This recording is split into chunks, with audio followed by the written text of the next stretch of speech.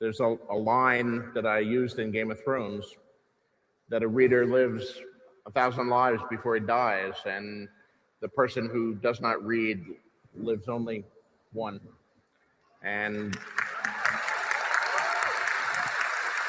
I have lived 1,000 lives. I mean, I've gone to other planets. I've walked in Middle Earth. I've ridden with Ivanhoe in the Crusades and in the tourneys in front of King John. I've adventured with Robin Hood in the forest. I've climbed Mount Everest. I've done all of these things in the pages of the book. What do you think about children and books and the importance of reading? Reading is sitting on your parents' lap. Reading is a physical act. A book should be beautiful. Every book that's manufactured should have textures and qualities and smells as though it were a toy, as though it were something precious. And then when you're read to by a parent, mom or pop, and you're sitting on the lap and the body is there, then you have the whole thing. You have the total organization of parent, child, and book, fusion. That's something television or any other form cannot give a human being. What an astonishing thing a book is. It's a flat object made from a tree with flexible parts on which are imprinted lots of funny dark squiggles. But one glance at it and you're inside the mind of another person. Maybe somebody dead for thousands of years. Across the millennia, an author is speaking clearly and silently inside your head, directly to you. Writing is perhaps the greatest of human inventions, binding together people who never knew each other, citizens of distant epochs. Books break the shackles of time. Reading requires sitting alone by yourself in a quiet room, and I have friends, intelligent friends, who don't like to read because they get, it's not just bored, there's an almost dread that comes up, I think, here about having to be alone and having to be quiet, and you see that when you walk in. When you walk into most public spaces in America, it isn't quiet anymore. They pipe music through. And the music's easy to make fun of because it's usually really horrible music, but it seems significant that we don't want things to be quiet ever anymore.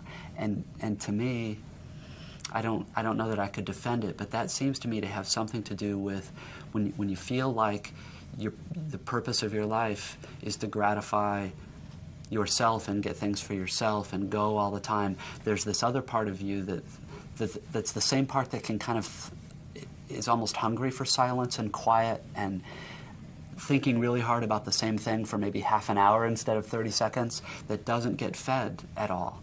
And it makes itself felt in the body in a kind of dread in here, and I don't know whether that makes a whole lot of sense, but I think it's true that here in the U.S. every year the culture gets more and more hostile.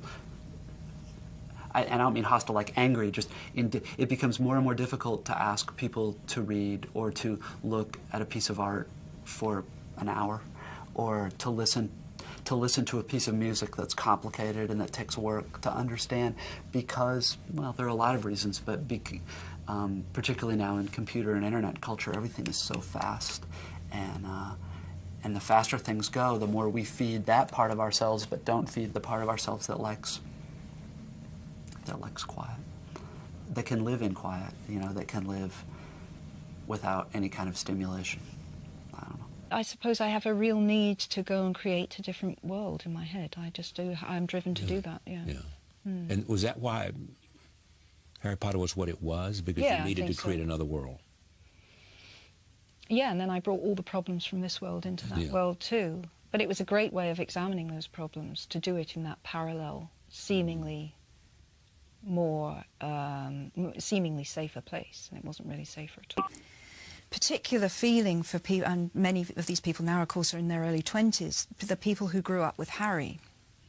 So I think that my books occupied a special place in their lives. They grew up with Harry year on year, and now I'm meeting young adults who had that experience, and that's incredibly moving to meet people of that age who are standing there in front of you saying things like, or telling you what you meant in their childhood. I mean, I can't imagine anyone wouldn't be phenomenally moved by that.